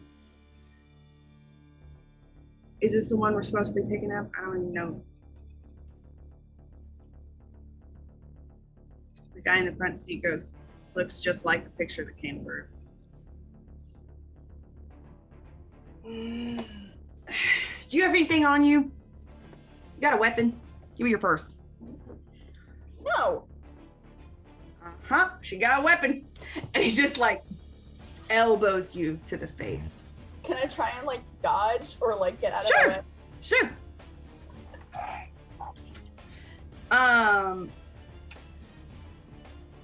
I would say roll your dexterity and brawl. Okay. I have no brawl. Shocking. That's fine. You're looking for a 3. 3. Okay. I'm looking for a 3 total. Three successes. I will not get that because I have 2 dice, but I did get 2 pieces. You did get 2 successes. 2 successes. You did pretty good. You feel like you shoulda, but this guy like moved faster than you would have expected, and you've never had someone actually elbow you to the face. Yeah. You are a fucking princess, and this man has now struck you. And he grabs the thing, flips through, finds your ID and your phone, tosses it in the front seat. He's like, oh, that's a nice gun. And then also starts to throw it in the front seat. I can catch it. Sure. Roll your dex. Hey. Oh, that's not good. I got a 6, but I also got a 1. Oh, they cancel each other out. The one cancels the success. Yeah, I had a feeling. Dell, is everything okay? Okay. You're over there making faces. I'm not sure what's going on. Okay. She was making faces about Genevieve and channeling Amelia. So so you try to go to snatch it. And he's like, oh shit, she's feisty. And he grabs your hand, whips a cuff on it, and hooks you to like he takes the first handcuff and handcuffs you to the the drive, like the headrest in a driver's seat. Yeah. Comes up. Right? So he like hooks you to that with one hand, and then like wraps the other arm around you and like puts your head up against the back of the driver's seat. He's like, I would suggest not fighting. I have 2 questions. To me or to the man? To you. Okay. Is his flesh anywhere near where I might lunge and bite him at any point during this altercation? This man seems to be aware that you would lash out. Fair enough. Considering my hand is cuffed and my head is there, can I reach the button that releases that and shove up? It's a great question. You can certainly try. Yes. I would like to petition that it's a brawl roll. Because it's in the middle of a brawl. I'm down with that. But also hate you. I mean, yeah, I would agree with that. You could do brawl roll. Yeah, Dex. Dell talking or Amelia? Yeah. This is fair. I mean, look, the point is we you all know you're fucked, right? Like no matter what happens. She's not gonna stop. But if she wants feisty. If she wants to go down fighting, just that's her choice. She is just a princess who is like gets into fights that her brother saves her from. Unfortunately, her brothers can't save her from this fight, and she doesn't know that yet. So she's fighting back with all the confidence of a group of big brothers who beat the crap out of people behind her right now. Yeah. This is poor princess is just. I feel like that's true, but I feel like she has also done her share of beating people up on some level. Oh yeah. Like full on Maybe change it's just which name she goes by in middle school because of other catty girls, and Like- girl fights are awful. I mean, so all of this reminds me of this is just a real story life. Like when I was a young girl in Texas and I was playing hockey in the street with the boys, and they kept flipping up my skirt. And so I took my hockey stick and popped one in the face. And then I came walking home and I slammed my hockey stick down. And my mom goes, "What are you mad about?" And I said, "The boys kept flipping my skirt." She goes, "Well, what'd you say?" And I said, "I told them if they didn't treat me like a lady, I'd beat them up." And Mom's like, "Most fucking ladylike thing I've ever heard." So that's how I feel. Energy. It's how I feel about this right now. Yeah, 100%. I will bring the energy you are bringing to me. Like, Absolutely. Okay, brawl rolling, girlfriend. so dex and brawl, or just brawl? Dex and brawl. Okay, that at least gives me 2 dice to roll. Only about 1 in Dex. Oh. I have 2 in dex and I have no brawl. All right, well, it's a 2, so get them both. That's a 7 and a 2, so probably. No, ma'am. You like get there, but like the way he cuffed your hand isn't like quite right, and so you're kind of like, "Where's the damn?" Oh, it's on the other. Fuck. It's on the other one. Yeah, she'll just be like, "Fuck." And he leans in real close and goes, "I would assume someone of your stature understands when they are out of their league." You win nothing by not trying. That's fair. You gonna keep fighting me? I don't really see how I can at this point. You have me in a predicament. Excellent. So It works though. as you're driving, he then takes your other hand and cuffs it to the back. So you're now sitting with your handcuffed this seat and your handcuffed this seat, okay, behind you. The one like behind your head, right? Yeah. If you were to lean back. Yeah. Is most uncomfortable, especially in a armor Yeah. pearl-plated suit. Mm-hmm. Mm-hmm. And he starts to kind of search your person now. And And air first. oh, you don't even deserve dinner, princess.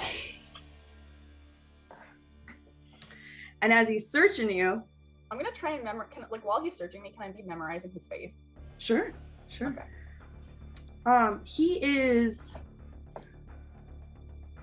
He's rustic looking, Mm-hmm. right? He's not necessarily attractive at all. There's something like stern about him. Like a farm boy that maybe worked in the military for a period of time. It's kind of how he seems to be composing himself. But he also has this kind of, he seems to be using like a business and more negotiation tactics with you, Okay. right? Then like he's not just punching you in the, he will punch you, but he seems like he's trying to be more negotiation Yeah. than anything else. Okay. And so as he's like searching you, he's like, and there we have it. And he pulls something off of your dress. And on the side of your First thing I dress, was is like a small sound, and it's just gonna be like, I'm sure this was expensive. and he kind of like chuckles to himself. And he pulled off a tag that you hadn't noticed on it that says, if found, return to Juan. And he goes, "Oh yeah, this is the one. Tell Dat we found it at the location that he sent us. Somebody call Steve and we're gonna take her to Juan's office." Who the hell is Juan? I guess you'll find out. Second question. Who the hell is Monty? You know a Monty? How do you know Monty? No, I don't. Interesting. Isabella? Yes. It would have been so cool if that worked. It kind of did. It's like the chapters where they end. But just the You did learn something just then.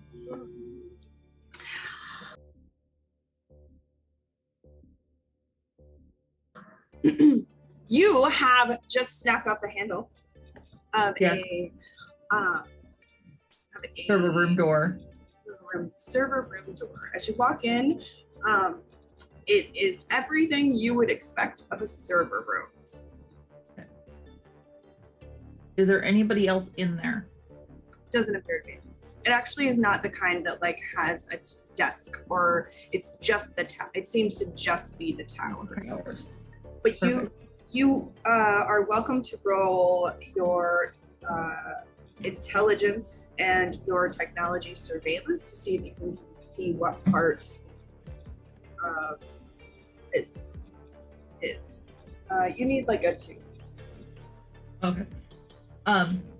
Just for future reference, if it is like the surveillance systems, is that an extra die because it's yes, because it's in your specialty. Yeah. Specialty. That's the word I was looking for.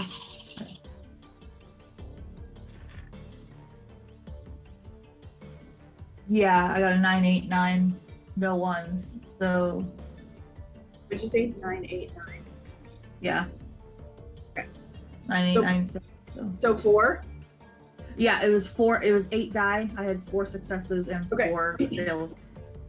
But none of them were ones, right? You still None had ones. success. Okay, great. So so yeah, you're like, oh, somebody is not, they're not hiding it, right? They're clearly, so you can figure it out. You go and you get general like sense of where it is that you're in there. Okay. Why don't you roll me investigation? Just a straight investigate. What is your investigation pool? 0. What does that mean? 0. I didn't take any investigation. Oh, I see. Okay, then roll me just your plain wits. Okay. 1 success, 1 fail, no ones. Okay. As you can't figure out which of these specific ones of this row is the one that had the recording, or you're not sure. Like, was it a lot? It was definitely there was definitely a live feed, but and these towers seem like they would hold a copy of that live feed somewhere, but not that you can kind of discern. Okay. Well, all right. So I'm in a room where at this point there's nobody in there. I want to take a look at my phone. Sure. Because like I'm in a place where I'm not obvious. So, Sure. At that point, I'd probably see there's been a few days. Yeah. Whereas other people had like 20 or 30 missed calls, you have probably 1,000 emails. I would say close to what feels like. I mean, there's so many that you can't even process. Like so many text messages. Mm-hmm. I mean, you run 4 restaurants, right? Yep, and a hotel. So anywhere between, like, each manager has probably texted you 20 or so times. You can only imagine that if there wasn't a limit, there is some kind of limit on your voicemails, and they have probably exceeded it. Okay. Again, there seems to be no answer to most of the text messages. You also, you would have like 8,000 ring notifications. Of course. Yep. That would be Like, exactly what I mean? Like security notifications, the doors were unlocked, this and that, right? Exactly. There's no, there would be no way to parse out at this point what was just regular activity versus if there was unique activity? No. The only thing I would potentially do would be in the emails, you can search for specific senders. Sure. And I would probably be searching for Jennifer or Ramon or Sure. something along those lines. In your emails. Yeah. There seems to be a series of emails from Ramon and Jennifer. Ramon is desperate and frantic and confused. And Jennifer, being the more like composed manager, is more just like it's okay to take, like, you know, the last one's kind of like, it's cool to take a vacation, but, you know, like, At least tell someone. heads up would have been nice. Yeah. Okay. Like, and then there's kind of this, and there, like, at one point there's like a shift in them where there's kind of a like, I mean, I got this. Thank you for trusting me. Please don't feel like you need to come. You know, like, don't take my job. But so reverse you know, psychology. Yeah, I got you. All right. So, all right. It's been 4 or 5 days at this point. Yeah. You want to listen to your voicemail? Yes. All right. This is Isabella. If you got this voicemail, I'm either in the kitchen, on the line, or dominating my competition. Leave a message. I might get back to you. Bye. Ajá, ¿cómo estás? Izzy, Isabella. Isabella, it's Ramon. Please pick up. Ay, Dios mío, oh my God, you bitch, pick up. Isabella, you better be drunk, dead, or pregnant for leaving me alone like this. You better be on a beach on Tahiti with some hunk, and the only reason you haven't called me is because you dropped your phone in the ocean when you were saving him from the sharks. You better be standing there in nothing but your best earrings telling him that you would love to make love to his body again, but you can't because you need to get on a plane so you can get home to your friend Ramon, who's going crazy from dealing with these breeders all the time. We've got those weirdos online too. They only want to talk to you. They will not talk to me. And I don't think they want to hear that my boss is overseas nailing a hot piece of ass, even though she knows that her friend Ramon is having a dry spell right now. Just call me back. Oh, and send me pictures of his ass. It's the least you can do. Bye.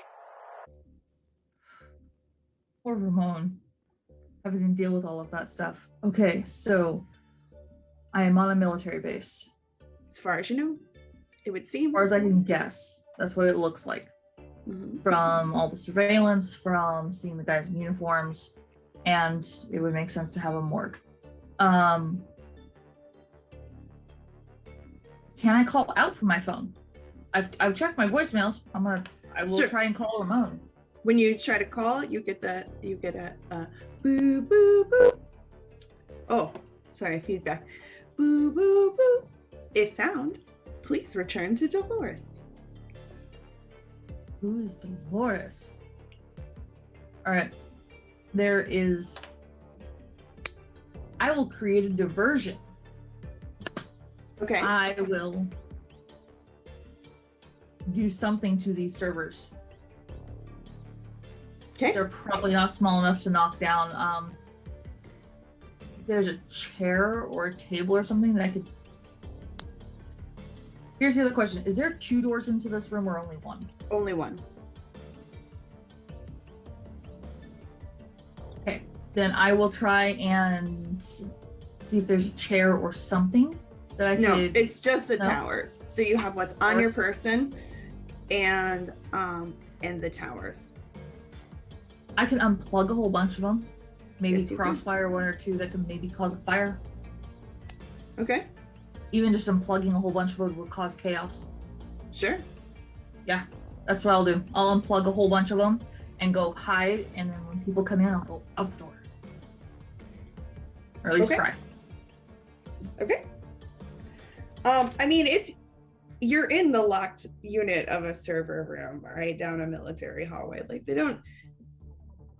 It's kind of like by this point, it's not going to be difficult to do that. Okay. So I did break the door handle of the server room. Correct. So they can walk in. It's not like they can lock myself in. Correct. So why don't instead, we're going to say you start the diversion, or as you start to do it, you're unplugging, or you're going to try to start a fire? I'm going to just start unplugging. Okay. It'd be the quickest way to go. So, the systems start to shut down. You kind of break down a whole row. Mm-hmm. And as that happens, after a few minutes, you start to hear like some noise, some like there's clearly something going on. And you hear kind of people. It seemed like at least two people coming down the hallway to figure out what's going on. And one of them seems to be very upset. I don't know anything about it. I'm working. I don't know. There's no reason for that to happen. Just must have had an outage. He seems to be mumbling to himself. And are you trying to hide, or are you going to try to sneak past? If they're like the tall servers, like I would guess, then you can hide behind the back row until hopefully the people walk past, and then possibly try and come up and go out the door. Okay. Why don't you roll your wits and your streetwise? Do you have streetwise? Mm-hmm. No. You don't? I don't. Do you have stealth? No. All right. I'm just gonna try it with wits. Try it with wits. You're going for a 2. I got it. A 6 or 7. All right. You get out that door and down the hallway, but there's clearly still a security checkpoint that you have to walk through with the guard and some other things. And it looks like you're going to come past this guard and then go through another kind of open area. And as you get closer, you can see further out, there does appear to be an outer door, but there is metal detector. That's the word I'm looking for. I mean, I don't know what my uniform is made out of, but I'm going to try. You're wearing that lab coat. Yeah. So, I'm going to try and muster all the confidence and presence of the chef that I am, and just try and blow past those. I do have on presence. Okay. And it's just that would be the thing. Would be just that. You're gonna search within yourself and go. Straighten your chin and walk out. Yep, sashay away. Sashay away. So as you walk through the doors, the man standing at the one at those first doors is kind of like, excuse me, where'd you come from? I have places to be, my friend. I need to get over there. And we just had a security breach, and you are in the wrong section of the base. May I please see your military ID? Can I run at this point? Sure. I'm just gonna bolt. You're going for the front door with the metal detector and the more security. Perfect. It's the only thing I can think of at this point is just go. Okay. Roll. Roll the you're fucked moment. Yeah, no, there's at that point, I don't have a military. Well, I didn't check all the pockets of the lab coat. By some miracle, is there a military ID in there? I mean, you had your like regular ID, but you did just say you were running. Yeah, I did. So what am I doing? You run towards the metal detector, and now there's a scene. Yeah, I created a scene. Okay. Saying a scene. It's a goddamn arms race. You can kind of see that, like, okay, so the guy's like, hey, and suddenly, like, everyone stops what they're doing, and like you are more than out of place, and it becomes very clear very quickly that you're kind of like surrounded. Mm-hmm. And the guy's like, all right, one last chance, chill or I will tase you.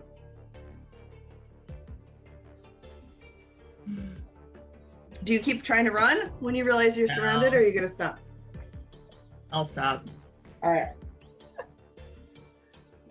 They rush you, they cuff you, they you're cuffed, and they start to walk you through the metal detectors. Obviously you go off when you walk through the metal detectors. Not only do your shoulder pieces have a lot of metal in them, you also have a door handle in your pocket. There was that. This is what I employ Jennifer for. She gets me out of jail. So as you get onto the base, there seems to be a process of like, they get you into the military police. You know, as you start to look around, you realize that there are like a lot of higher ranking officers in this area. It doesn't seem to be as like, seems to be more like upscale military, if you will, right? Like there's a lot of officers about. And you can see off to the distance, it's pretty recognizable within the city. Right shortly off to where you are is the officer tower that is just on the outside of the upper base on the north part of the city. Okay. So you are in like the northeast corner, right? Just on the base. Okay. So as you're being escorted, there seems to be some kind of event. They book you, they take you in. There's like, this whole shebang. They find your ID, and you get kind of put into a like, not necessarily a holding cell, but a like an interrogation kind of room. Through that process, they find that note that says, if found, return to Dolores. And you also seem to have one of those also on your person, similar to how the other women did.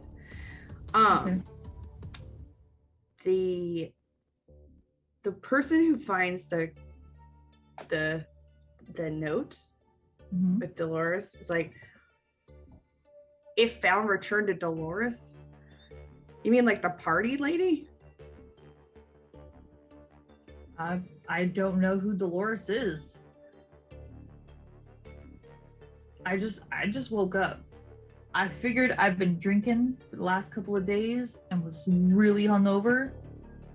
And yeah, found that. So how did you wind up on a military base? So my response to that, go ahead. You know, you can do a lot of miraculous things on rum. Just saying. Do you know Dolores? I have no clue who Dolores is. All right. I know a Ramon, and I'd like to speak to my attorney at this point. Yeah, I'm sure you would. We'll see about that. And they leave you in the room. And you were in there for a long ass time. Like a long ass time. Bird. And I probably have nothing to draw with and nothing to keep my attention. Nope. At this point, they have like searched you. They've taken the lab coat from you, but they've figured out that like they cannot get you out of whatever this thing is that you're in. Thank God for that. And so they leave you sitting in there. You're clearly under surveillance, clearly behind a thing. And after a while, quite a while, you hear a light knock at the door.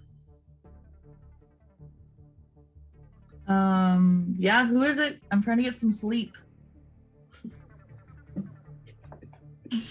I would honestly, after all of this, would be the person that would be sitting against the wall with my chair, just like. Okay. Sounds no good. other information. Fabulous. The door opens and you see this tiny, very tiny, what appears to be fairly older, 70s maybe, woman. She is in this bright, beautiful red coat with these ginormous round red glasses. And her hair is pulled up in this like tight upper bun. But this is like hot old lady fashion. You know what I mean? Like this is not grandma fashion. This is hot old lady fashion. Nice. And give I would me, respect the outfit. yeah, be half a second. I gotta channel my accent here real quick.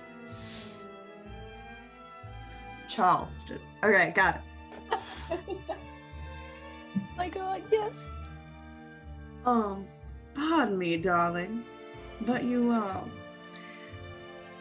seem to be at the wrong place at the wrong time. That has happened many times in my life. I would not doubt that. Do you care to explain to me how it is that you ended up on a military base in the same hallway as an entire military set of surveillance towers went down?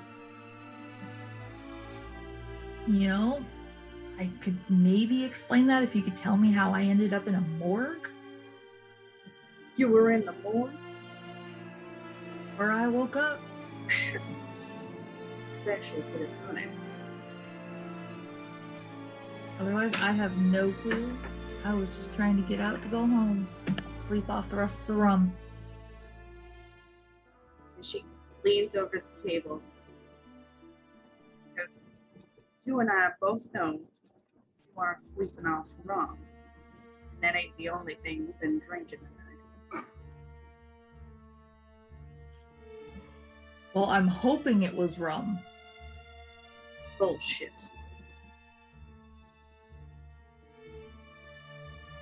Now, before we continue the lies, dear one,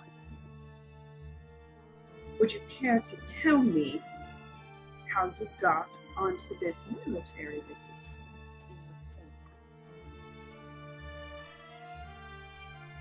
You seem like a person that might understand the flow of business by the way you carry yourself. I'm assuming that's a compliment. You guys have taken my phone, and it's real easy to look in there and see that I haven't had emails checked, phone calls made, or anything in the last 4 or 5 days. I have no memory in that time frame, my friend. I woke up in that morgue, and I tried to get out to go home. Wasn't a very smart way to try to get out. Again, the rum. At some point, you're gonna have to stop blaming the rum. Give me a better excuse. Said you have days missing. Yep. My phone would tell you exactly that because I like my business. I like keeping busy. What and I was the don't last leave people unanswered. date you remember? September 1st. I was out partying. Son of a bitch. She gets up. As soon as you say September 1st, you can see there's a mood change on her face. I'll be right back. Okay. As she opens the door, she goes, "Oh, darling," to the the military guard standing there. She's like, how are your children? As the door shuts behind her.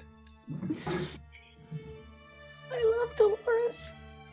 Genevieve wants to be Dolores when she grows up. Yes. I love this character, by the way. After a little bit, she comes back in and says,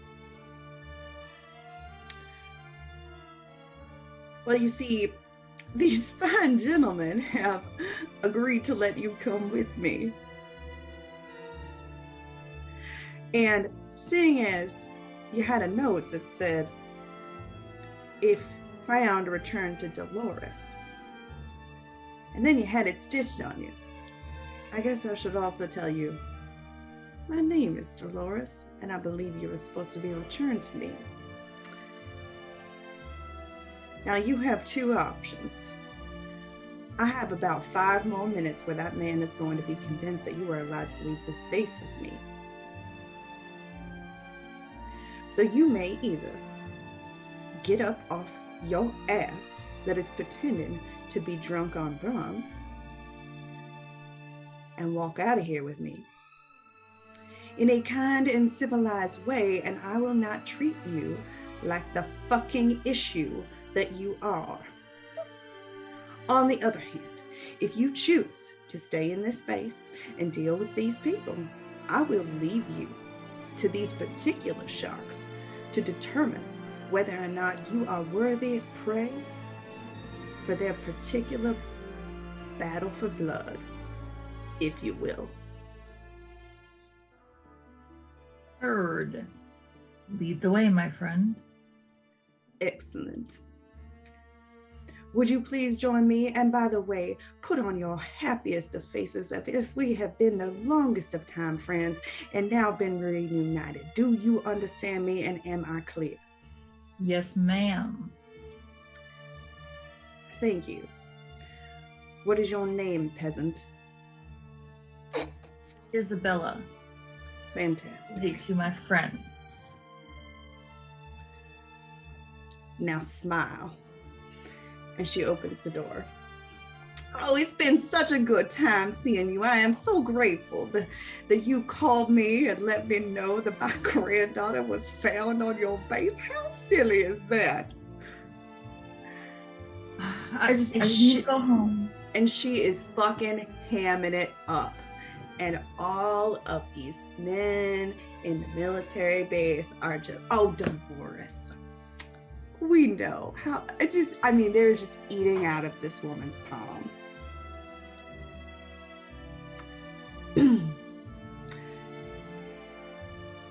As you get into the car, go outside, there is a lovely stretched limo. You are still handcuffed, you are still under custody. Mm-hmm. And she gets in the car, and you hear someone say, so it's like a limo, she climbs in the back, she pulls you in. And you hear her say, Steve, darling, apparently we have found another one. And you look to the other side of the limo, and all you can see is a pair of glowing yellow eyes. And that's where we'll end tonight's episode. Holy shit!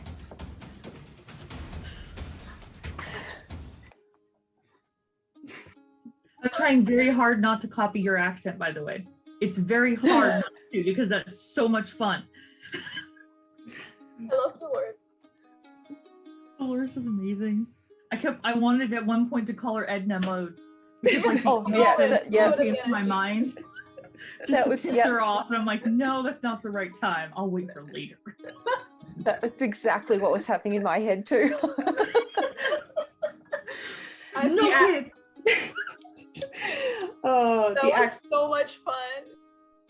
Thank you for joining us for San Antonio by Night.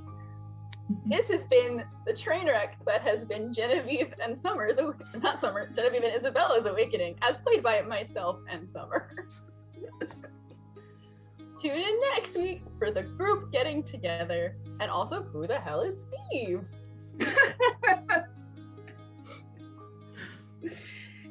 Good night, everybody.